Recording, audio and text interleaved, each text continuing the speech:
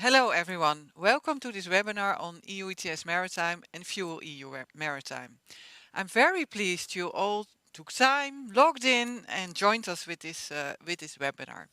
I am Maaike Breukels, I'm Deputy Director of the NEA, the Dutch Emission Authority, and I'm going to host this webinar today.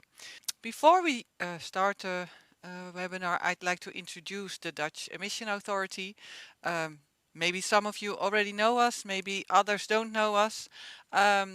We are an independent administrative authority, and our main task is executing and supervision of market instruments in the climate domain. So in order to stimulate a climate neutral society. Maybe in simpler words, we give a price on CO2 emissions. We are founded in 2005, so last year we had a nice celebration when we were 20 years old. And I have about 170 colleagues. And we do not only work for you as shipping companies, we also deal with, for example, importers, the large industry, and fuel suppliers.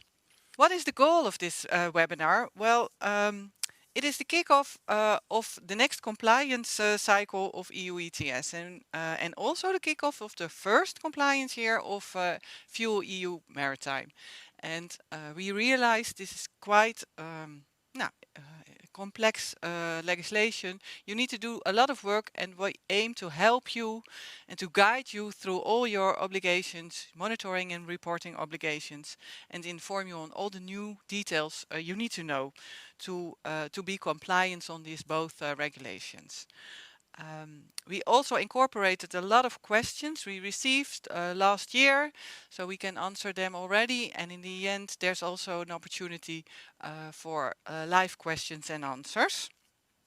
Before proceeding, I'd also like to look back very shortly because I need to give you a big compliment for last year. Last year was the first compliance cycle for EU ETS, and as you can see on the slide, the compliance rates were very high, and well, as said, that's a big compliment to you. On a European level, over 99% of the reported emissions obligations were actually surrendered. And if you look at the Dutch level, 93% of the companies were compliant. Some a little bit after the deadline, but still we're very happy with that. Looking at the MRV Monitoring Plans, execution is a little bit behind. However, in 2005, almost all companies handed in their monitoring plans, and within our organization, we're tweaking our workflow a bit now in order to proceed decision making on these monitoring plans. And I really hope we can finish these as soon as possible. And then my last slide, the contents of this webinar. First, we're gonna tell you more about the monitoring plans. We recently published some guidelines on this in order to help you. So we're gonna explain a bit more about that. Second, the year-end closing on EU ETS Maritime. As I already told you, it's the second year-end closing, and well, I think it's good to inform you again, and maybe also on the changes. The third subject is the Union Registry. So we're going to tell you a bit more how to obtain an account which is necessary to surrender your obligations. The fourth item is the new item this year-end closing, the Fuel EU Maritime. And last is the biofuels. Biofuels are a very important element in both the EU ETS Maritime and the Fuel EU Maritime. So I think it will be interesting for almost everyone. And at the end, I already said it in my introduction, there's also some room for questions and answers. And please feel free to ask all your questions. For now, I really hope you enjoy the webinar and you learn a lot, and it's going to be helpful for you. And I'll hand over the floor to my colleagues.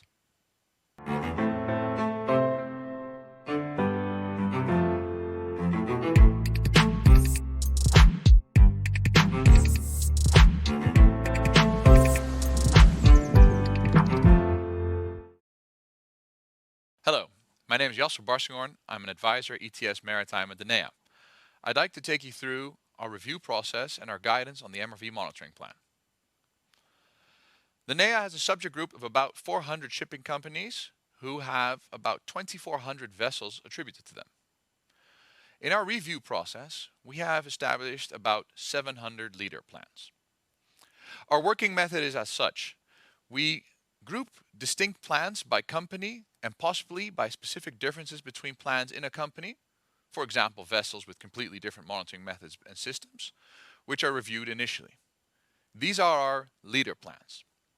These leader plans are leaders of batches.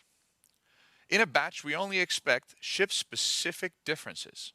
We expect a batch belonging to a company to have the same processes. The initial review of these leader plans can be quite intensive.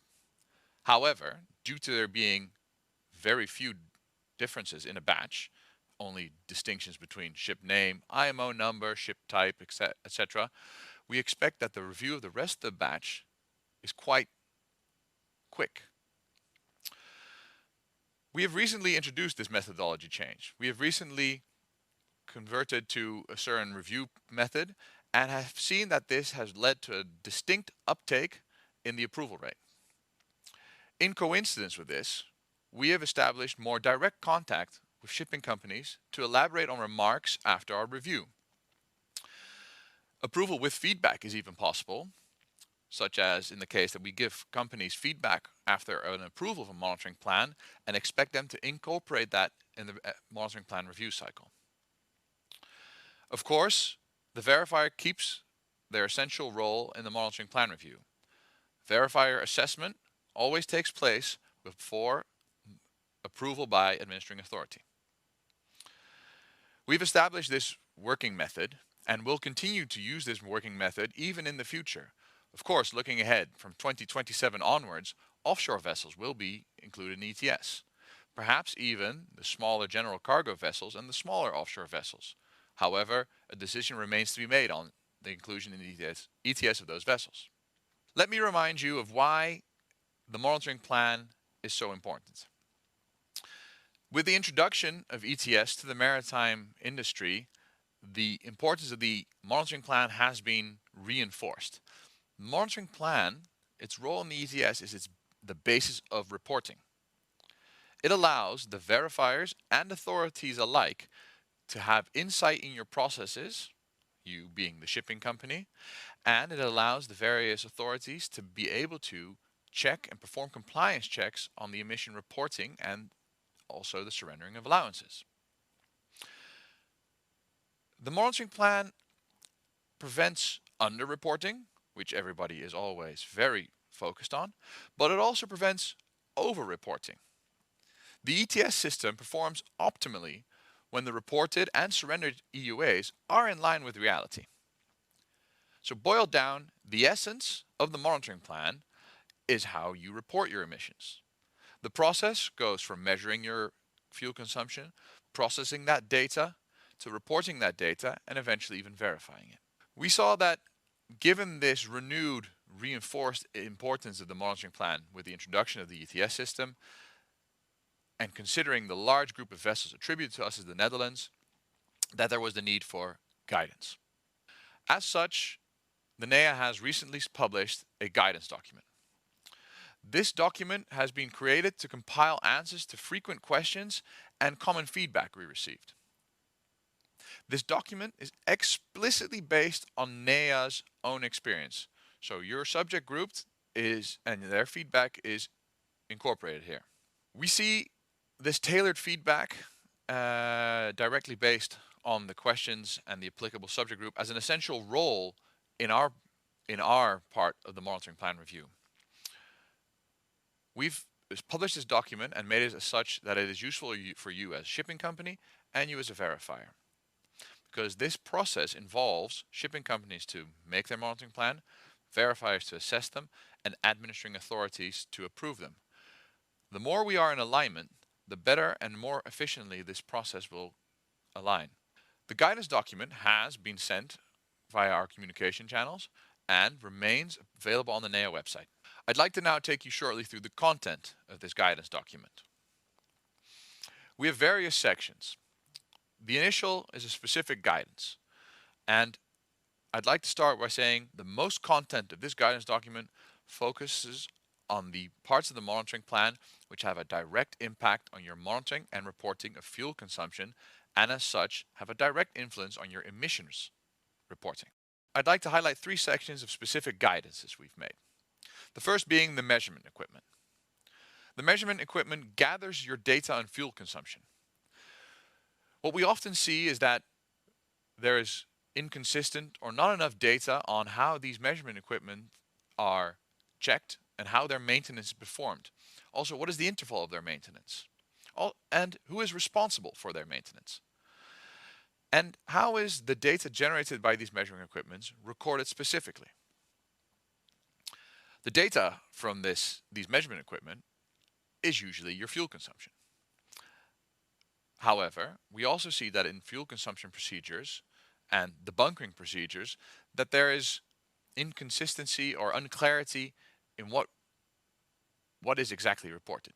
So we have specific guidances on the fuel consumption and focusing on the bunkering procedures. So we are really focused on, is what you're receiving in line with the BDN, if that is your reporting method? Or the relevant cross-checks. Are your cross-checks performed regularly and completely? These cross-checks are essential for discerning data gaps. How do you document these checks, and what data do you use for these checks? This makes a natural flow to the control activities. The control activities focuses on the data flow. How is your measured data generated, processed, recorded, and stored? What systems are used? How is that data compiled and checked? Because the compilation and checking of that data leads to your emissions report. And your emissions report is, at the end of the day, the basis of the number of EUAs that need to be surrendered, hence its importance. Further, we have some common issues and solutions. These are less in-depth specific guidances. So we see that for various procedures, there is still unclarity in what needs to be included in a procedure. Boiling it down, it could be a procedure needs to tell what, who, when, and how something is done. You'll see a procedure, an example on the right, even from guidance document 1. Also, we see a lot of inconsistencies in tables. There's tables of emission sources, there's tables of fuel types, and there's tables of emission factors. If certain fuels are used aboard your vessels, we expect that these fuels are stored in certain tanks, used by certain emission sources, and have the correct emission factor attributed to them. Too often we see inconsistencies, which would lead to errors and not being able to report certain emissions based on certain fuel types. What we also see is that there's some unclarity about the definition of responsibilities for procedures. There's a responsible person for upkeep of a procedure, for making a procedure, and that person is usually completely different from the person performing a procedure. The person performing measurements on your bunkering tanks is usually quite different from the person who has determined what procedure we measure by. Finally, we have a common issues and solutions section on data gaps. Often it's quite unclear how the determination is made for where the data gap has started. And that is basically the question, where was your primary and your backup monitoring method still recording and reporting the same data? Because if you have a data gap, it is essential that you revert to your backup method from that time. And then, of course, your primary method needs to be reestablished, and we need to find a certain point in the future where you can switch back from your secondary method to your primary method. Too often we see that the data gaps procedure does not make it clear at what point the secondary method is employed and at what point the primary method is reinstated. Further, there's certain small frequently asked questions present in the guidance document which should help you create a document which we are able to approve. Once that document is approved, in the future you might feel the urge to implement changes. Of course, the regulation demands a yearly review of the monitoring plan document. Of course, it is possible that no changes are made. Status will, 1 year after you receive your approval on the monitoring plan, request for input confirming whether amendments are necessary. If no amendments are necessary, the document will be renewed for another year. If amendments are necessary, you will go through a certain process again. You'll have to make your amendments. The document will go under revision. You'll have to verify it again. And of course, the administering authority will approve it again. There are certain cases in which modification of the monitoring plan will always be necessary. For example, a change of company. That usually entails the selling or purchasing of a vessel. But also changing of emission sources. If you install new auxiliary generators, for example, these need to be added in the monitoring plan. Also changes in data processes. How you process data. Do you have a new IT system which you are using? This has to be incorporated in the monitoring plan and will present a revision, and thus you'll have to get it reapproved. Of course, you might determine that there are errors in your monitoring methods, which you improve and present a new method for, or any other case in where it's determined that the monitoring plan and the processes you have in this are no longer in alignment with the MRV requirements.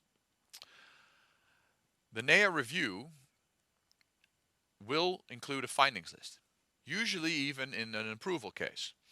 This findings list will guide you in further yearly review of your monitoring plan. We urge you to use this. Finally, after emission reporting, your verifier will usually include a verification report. This verification report may list suggested improvements for future years of reporting. These improvements may also require you to update your monitoring plan. The NEA as administering authority is not only an enforcement authority, but we see the urge that we need to support the subject group. During the previous reporting period, we've given a high rate of assistance, also through to the last surrendering period. That was very time consuming. It has led to a high compliance rate, which I will touch upon in a further section. However, now, between reporting periods, we've been able to divert a lot of capacity to monitoring plan review support. So recently, we've had extensive direct contact with companies after remarks. We've elaborated on our feedback, and as I've said before, that has led to a definitive uptick in the rate of approvals recently. Of course, the NEA remains available for specific questions and guidances. You can contact us via our help desk. I'd like to reiterate that the system, the ETS system, is built upon cooperation. Everybody has their role. The verifier has the role of assessing monitoring plans or verifying emissions and company emission reports. The AAs as authority have a more compliance enforcement role. But we should all build upon each other's strengths. The verifiers have direct contact with their clients. We as AA have a more enforcement role. Alignment is of importance for the most efficient implementation of the ETS system. And as such, recently, we as AA have gathered the various verifiers involved in our subject group to start the process of alignment, to give them more information on our demands and requests in the monitoring plan and emission reporting. Also, the various AAs in Europe are working together on, for example, Task Force for Monitoring Plan Review. As such, we expect that the implementation of the ETS, which is off to a good start after the first year, will only continue to improve. Thank you.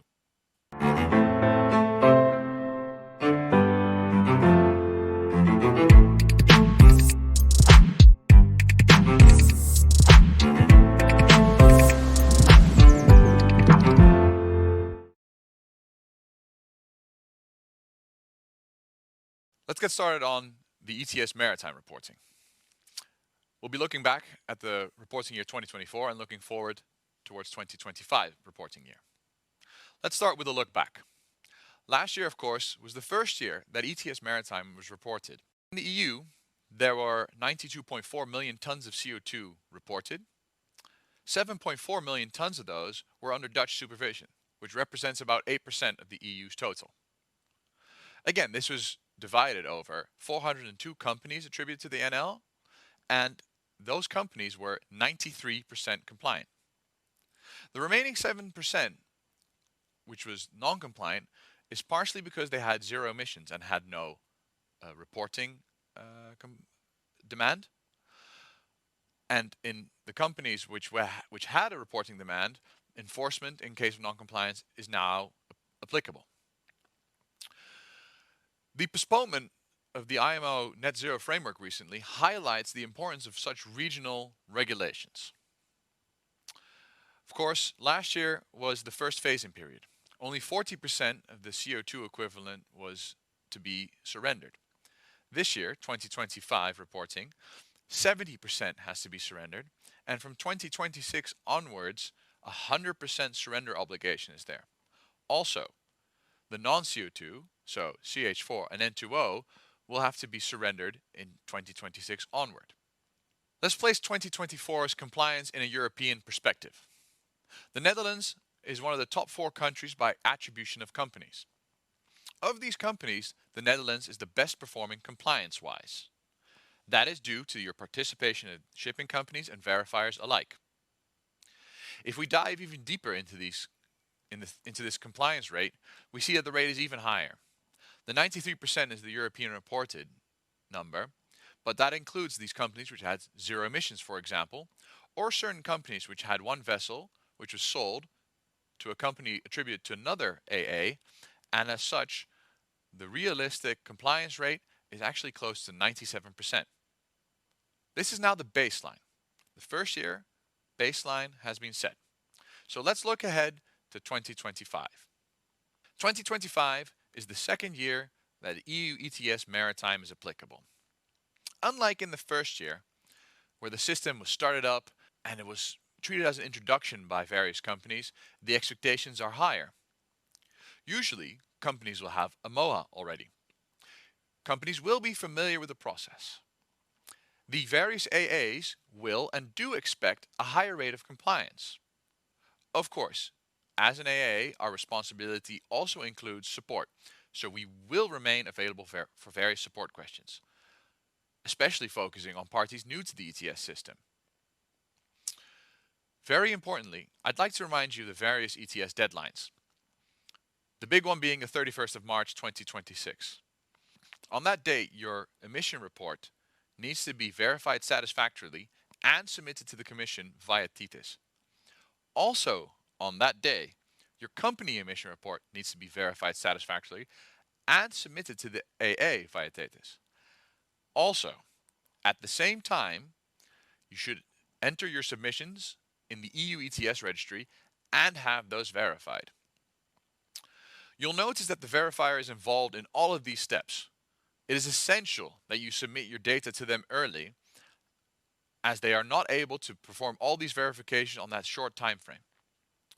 Also, creating your company emission report is only possible by importing emission reports on ships which have been verified satisfactorily.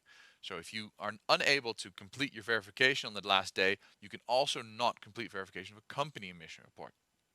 This will lead to non-compliance. So, how do we prepare for 2025's reporting year? 2025 has been completed. All your data is available by now. We urge you to compile and submit this data to your verifier as soon as possible. This data is very similar to your Fuel EU data. Fuel EU has a submission deadline to the verifier, so we expect that many companies will be able to submit their MRV ETS data at this same deadline.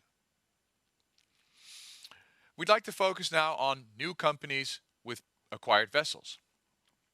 Ensure that the responsibility is clear. The basis in ETS is that the ship owner is responsible for ETS. However, the ISM company may take responsibility for reporting. In this case, a mandate needs to be present. This mandate needs to be submitted to the relevant AA, the NEA in this case. Also, if you're a company new to the ETS and you don't have a MOA, you should request one as soon as possible. During the MOA request, if you are an ISM company, we will also request for the mandates. During the setting up of a MOA, there will be various other information required to be submitted by your shipping company, so we urge you to start this process as soon as possible. Further, existing companies which have been included in the ETS since last year, we also urge you to verify whether there are no changes in your fleet and responsibility. Have you sold or acquired vessels? then you will have to perform partial reporting. A partial report needs to be done for a sold vessel over the period that you were responsible before sale. Or if you acquired a vessel, you have to perform a partial report over the period that it was from when it was in your responsibility. Also, we advise you to ensure that you have access to your MOA. If there have been changes in your personnel, you might have to attribute the MOA to new people. You do not want to not be able to submit your EUAs at the deadline due to a simple login issue. Finally, I'd like to reflect back on some lessons we've learned from reporting last year. These are based on various real-life issues which led to reporting issues. A small reminder of applicability based on ship type. Whilst the MRV has been expanded this year to include offshore vessels and the smaller general cargo vessels, we remind you that the ETS is only applicable to the cargo carrying vessels 5,000 tons and above. I repeat myself, but it is essential to keep your information up to date. We advise you to continuously process your data during the course of the year to prevent issues close to the deadline. Ensure your administration is in order. So ensure your vessels are attributed to the right company, that your mandates are in place.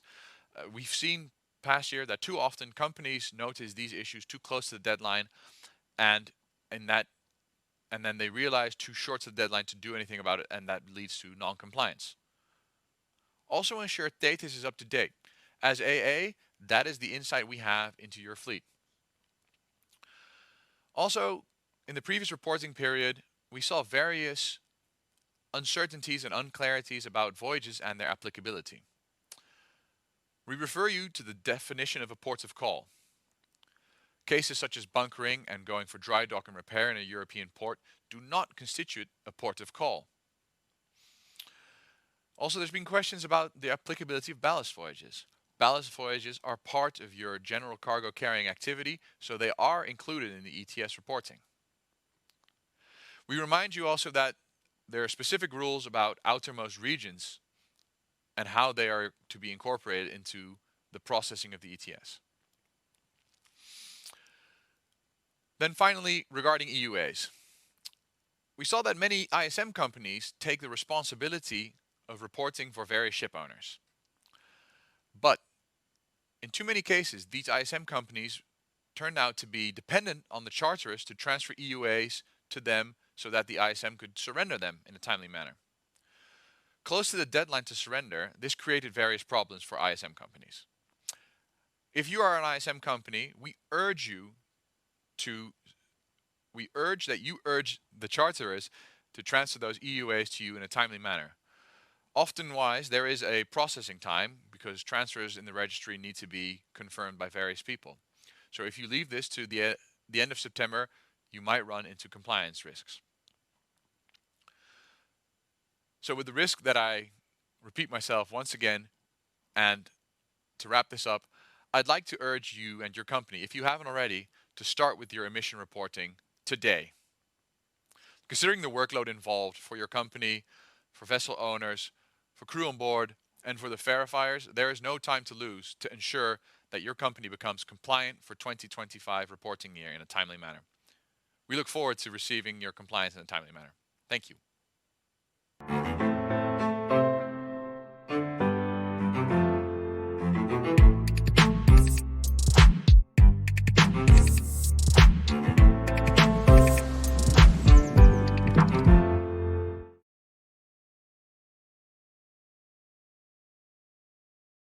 My name is Wes van Heesik. I am a legal expert in emissions trading for the Dutch Emissions Authority and a national administrator for the EU ETS Registry. In this presentation, I want to tell you something about the compliance steps in 2026 for the reporting year 2025 with the goal to ensure this year's compliance in the EU ETS Registry.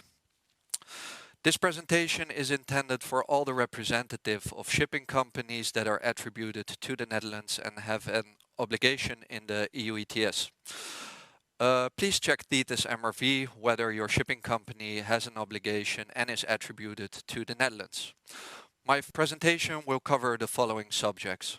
First, we will look how shipping companies can apply for a MOA. I would like to note that this year's cycle marks the second year that shipping companies can surrender allowances for the reported emissions. Therefore, some shipping companies already have a MOA, while others do not. Although not equally relevant for all of you watching, it is important to inform the shipping companies without a MOA about the prerequisites and procedure on how to successfully request and open a MOA.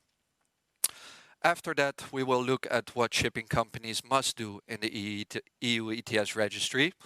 We will look at the structure and functions of the EU ETS registry, as well as the two compliance steps, namely reporting and verifying emissions and surrendering the allowances.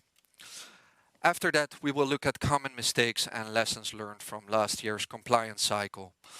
This is particularly useful for representatives of shipping companies as it reflects practical experience we have gained in last year's cycle with our help desk frequently addressing various types of problems.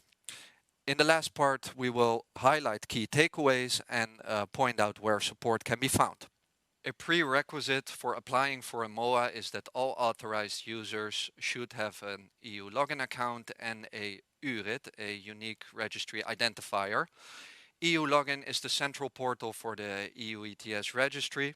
Each user has one single EU login account, and the EU login account is used to access the EU ETS registry and all the accounts in the EU ETS registry. For access to the Dutch part of the EU ETS registry, you have to register as a user. Once you have done so, you will receive a personal user code, namely the URID. If you are registered as a user in, for example, both the German and the Dutch part of the EU ETS registry, you will have two URIDs. The first two letters of the URID indicates to which part of the EU ETS registry the URID gives access to. The Dutch Emissions Authority created a manual that guides you through all the steps you have to take to create a EU login account and a URID.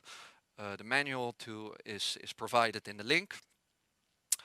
After creating the EU login account and a URID, you can fill in the web form on our website. On this web form, you will be asked to provide information about the shipping company and the users.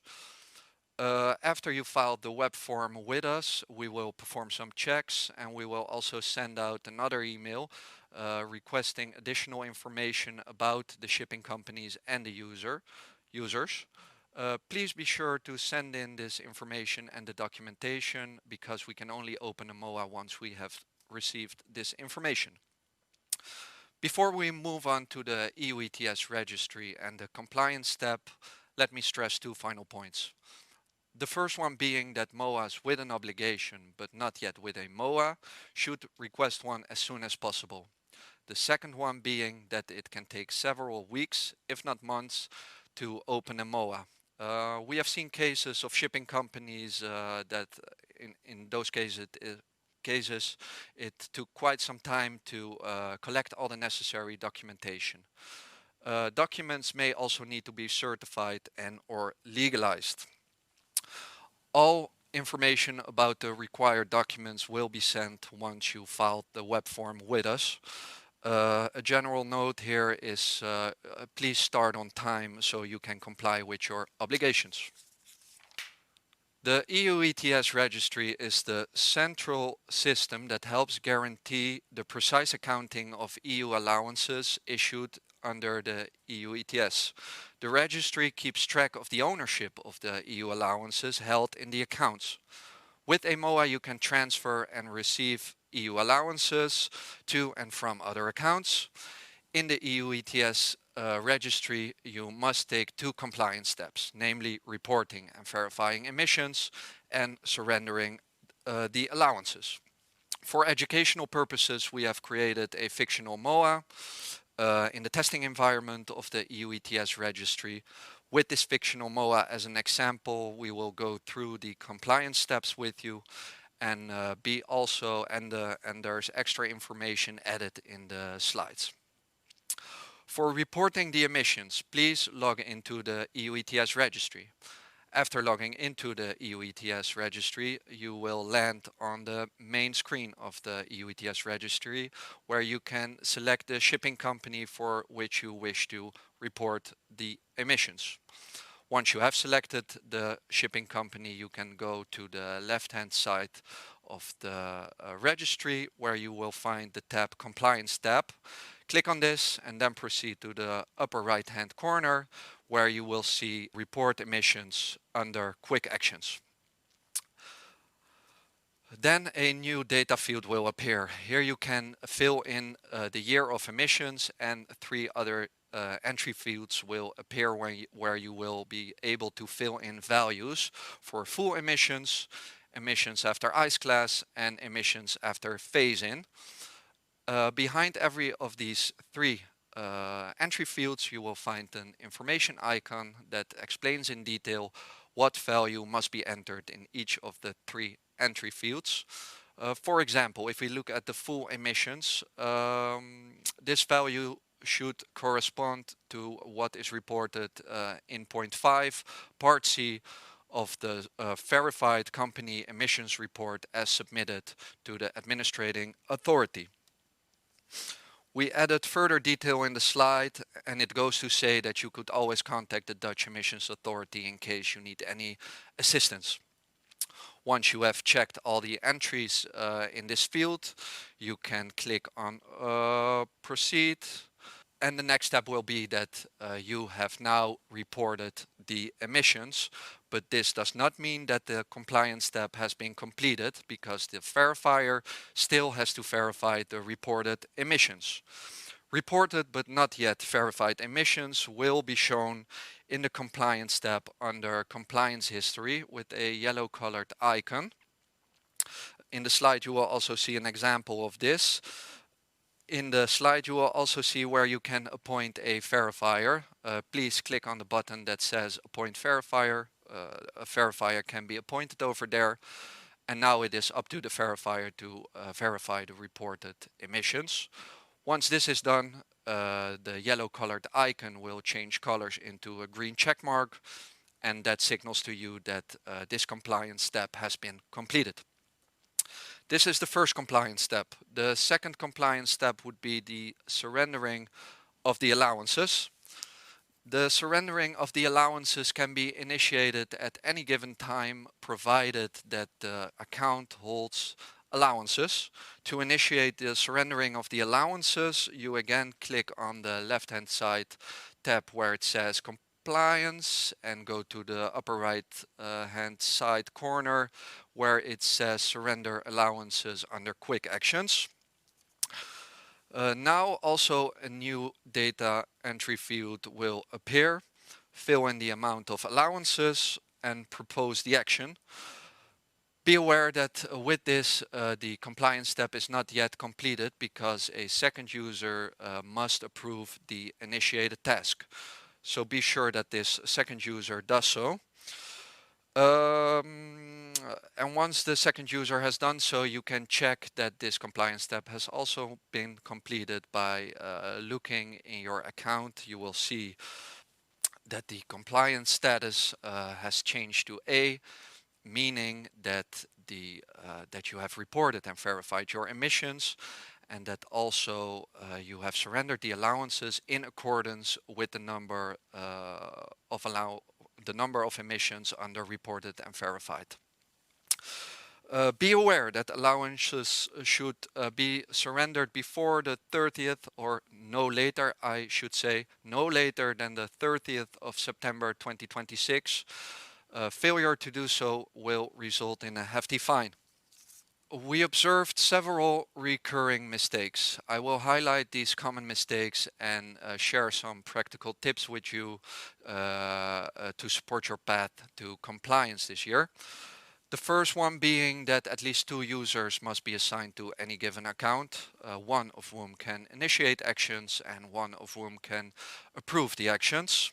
Multiple users are useful as fallback during holidays in case of unexpected absence or illness.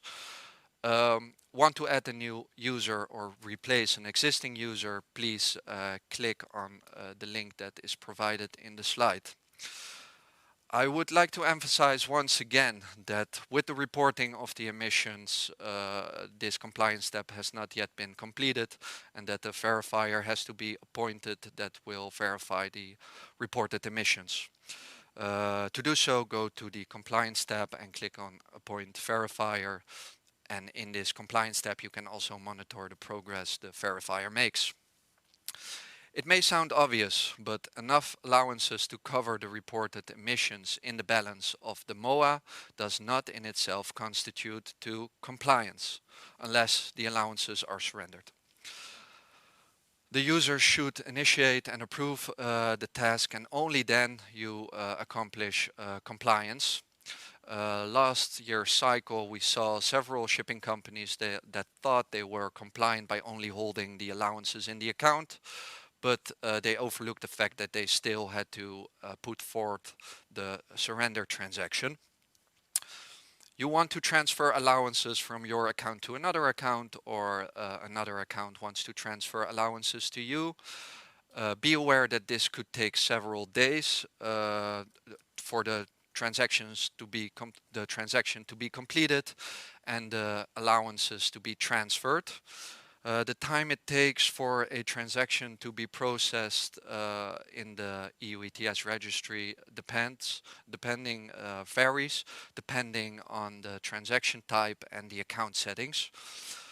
And the last thing I would like to note is that it is important, or allowances don't magically appear on your account. They have to be transferred to your account. And in this regard, I would like to point to the Union Registry public website. It shows all the accounts that exist within the EU-ETS registry. Per country, per type of account, you can see what companies have an account. This can also be useful to see from which companies you can buy allowances, and for example, it's also useful to see whether or not your bank has an account. But you may also have an arrangement with your broker to facilitate the transfer of transaction. As a general note, please familiarize yourself with the EU-ETS registry, log in and explore the available functionalities. Regularly check as well if the users on the account are still active, and look whether or not the account information is still up to date. Another useful tip is not to wait until the last moment. As discussed previously, we have seen various problems that might occur, users being unable to log in, or a failure to receive allowances in time. By checking the EU-ETS registry early and organizing everything in advance, these problems can be solved. If you require any assistance, please don't hesitate to contact our help desk at info@emissieautoriteit.nl. They will be happy to provide guidance and support, whether it concerns technical issues, questions about the process, or clarifications about the requirements. Also, please look at our website, because it contains a lot of information on various topics. It might help you. And with this, my presentation ends. I wish you all the very best of luck with this year's compliance cycle. Thank you for watching.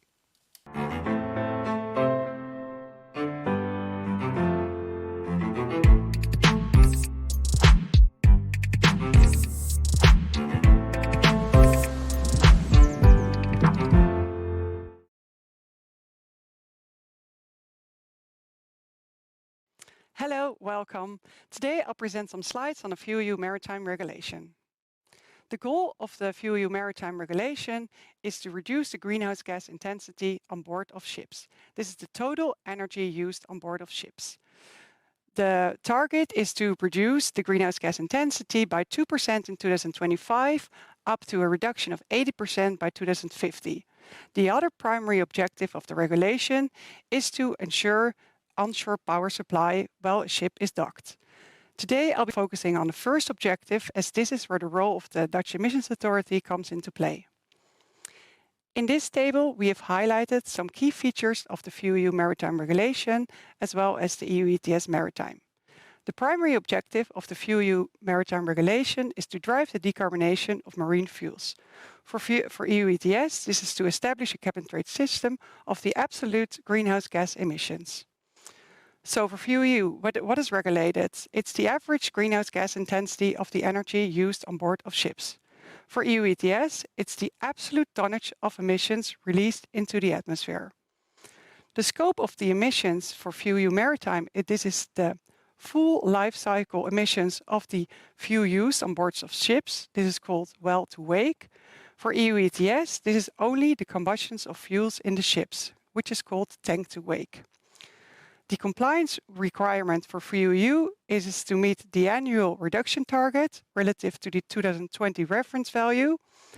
And for EU ETS, the compliance requirement is to surrender EU ETS allowances as reported in your emissions report.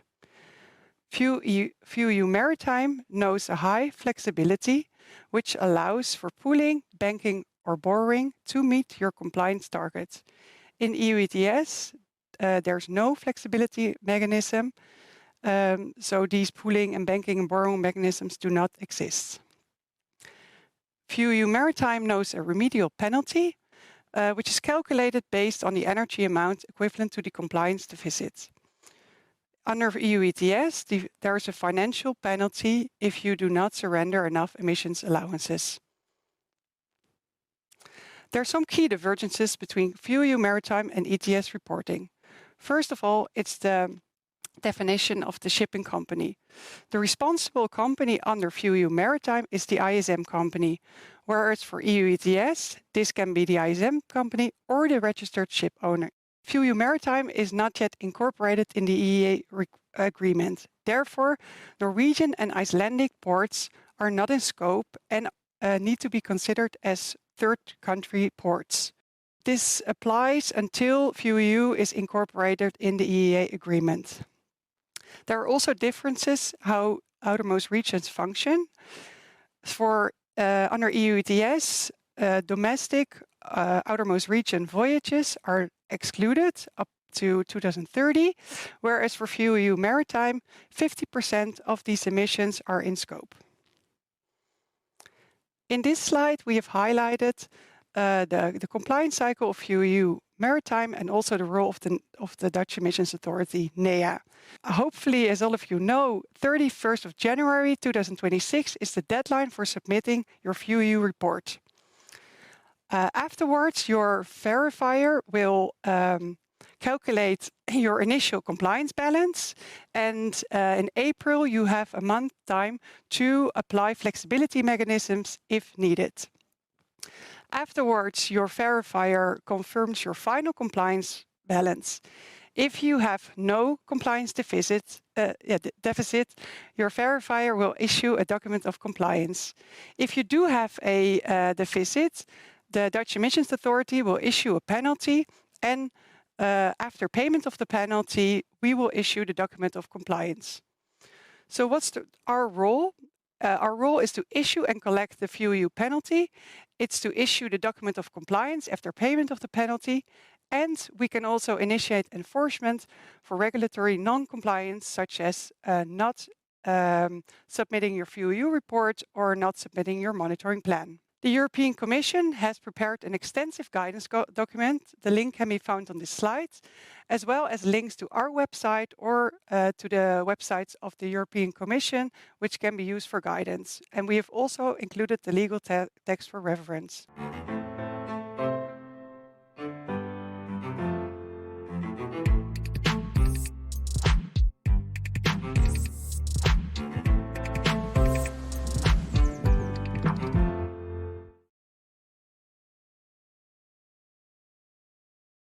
Shipping companies, if they meet the necessary requirements, can claim a zero rating of CO2 emissions stemming from biofuels under EU ETS, which will lower their surrender obligation, and can also report the use of biofuels to meet the greenhouse gas intensity reduction under FuelEU Maritime. In the upcoming slides, I will show you how you can meet these necessary requirements. First of all, it's important that you have an approved monitoring plan, including procedures how you use and report biofuels. This also includes how you demonstrate that you can comply to the rules which are laid down in the Renewable Energy Directive, the RED.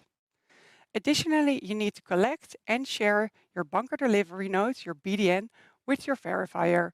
This is the proof of physical delivery of the biofuel. Additionally, for FuelEU, the BDN requires some extra information, which can be found in Annex 1 of the regulation. Food and feed crops are dealt with differently under both legal framework. So for FuelEU Maritime, they count as fossil fuels, whereas for EU ETS, they are eligible for zero rating. There are multiple scenarios how you can show that you comply with the criteria laid down in the RED. Initially, this is by showing a proof of sustainability, a POS. If the POS is not available because your fuel supplier needs the POS to comply with their own obligations, you can also hand in a proof of compliance, which your fuel supplier will issue to you. If there's no POS or POC available, there's also a national temporary measure in the Netherlands that I will explain to you later in the slides. So I would like to go through these three different scenarios. When the POS is available, the fuel supplier hands over the POS together with the BDN to the shipping company, which can then be made available to the verifier, you're compliant. You can show that the fuels you use are compliant to RED criteria. So in case the POS is already submitted to the Dutch Emissions Authority by fuel suppliers to meet their RED obligations, the fuel supplier can issue a POC when they have the required certification add-on by the certification scheme. Then the POC together with the BDN goes to the shipping company, which can then be made available to the verifier so they can approve your claims, your biofuel claims. In case the proof of compliance or the proof of sustainability are not available, we also have this temporary measure. There's the national registry where Dutch fuel suppliers register their fuel deliveries, and they hand in their proof of sustainability and to get their renewable energy units. So what we in this case ask of the fuel supplier is to additionally give extra information such as the BDN, a BDM number, the IMO number, the ship name and the delivery date into the registry.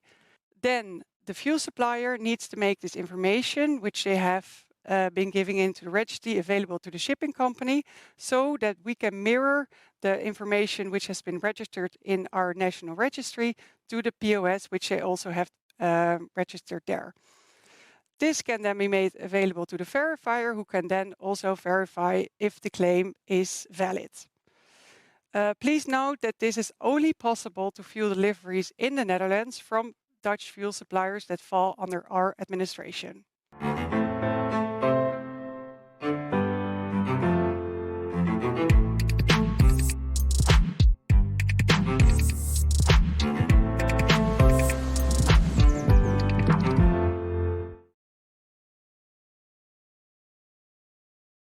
So in the last slides, I would like to highlight once again the most important compliance tasks and the timeline. For EU ETS, the first deadline is March 31st, where you need to submit your emissions report. Also, you need to register this in the registry, the amount of emission figures. Then by September 30th, you need to surrender your emissions allowances. For FuelEU, the first upcoming deadline is 31st of January, where you need to submit your FuelEU report. Then by April 30th, you need to have applied the flexibility mechanisms. And if you have a FuelEU penalty, you need to have paid this by June 30th. So this slide kind of shows how TTIS, the platform you use to comply with both legal frameworks, come together. So In TETIS, you can submit your monitoring plan under EU-ETS as well as for EU Maritime. And under EU-ETS, you submit your, for if you look at the per ship, you submit the emissions report. And for FuelEU Maritime, this is your FuelEU report. Then on a shipping company level, there's under EU-ETS, there's the shipping emissions report, and under EU-ETS, your verifier then, under FuelEU Maritime, your verifier calculates the initial and final compliance balance on a shipping company level. If you are compliant, the verifier will issue your document of compliance for EU-ETS as well as for FuelEU Maritime. If you had to pay a FuelEU penalty, then the Dutch Emissions Authority will issue the document of compliance. And with that, I would like to thank you for your attention, and we want to wish you all the best with your year-end reporting. Goodbye.